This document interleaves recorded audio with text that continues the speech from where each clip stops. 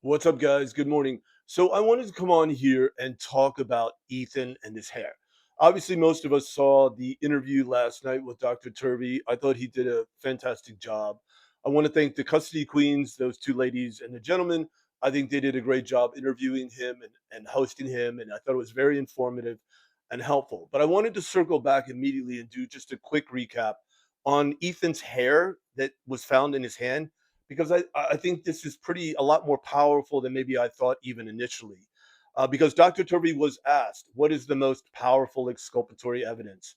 And he responded immediately, "The hair in Ethan's hands. I want to know whose it is and how it got there."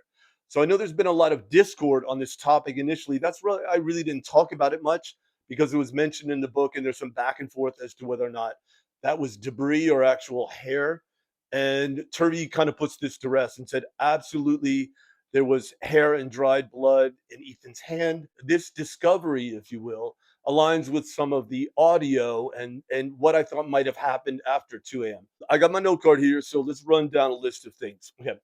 First of all, he absolutely confirmed again that's a clump of hair, not debris, in Ethan's hand and also on the bed frame. It was never tested. And Turvey actually went to Moscow and saw this with his own eyes. As far as the length, it's medium to long length, and the color is described as being blonde brown.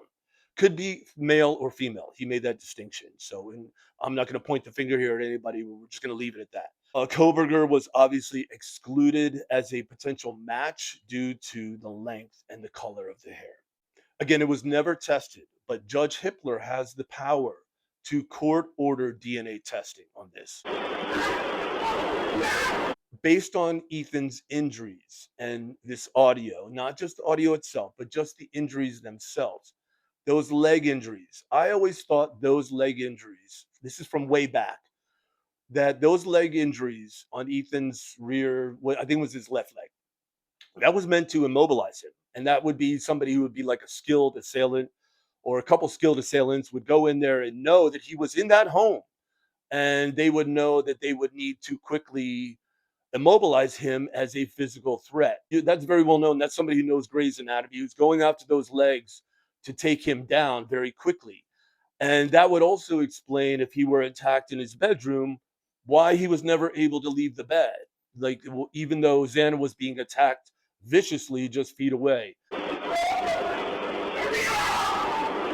Like, why was Ethan never leaving the bed, even though Xander was being attacked just feet away from him? And everybody said, "Oh, well, he was drunk or he was passed out." Or no, I think he was taken down quickly by a couple guys, and those leg injuries were inflicted initially, and that's why he never was able to get up from the bed. But maybe he was trying to claw at them, obviously, to save his life, trying to grab at them, reach at them, pull hair out, whatever he could. So that might explain it again. That's kind of it's built into this theory that I have, and like I said, I'm not putting it out there as fact, but it kind of makes sense that we know now that it's not Koberger.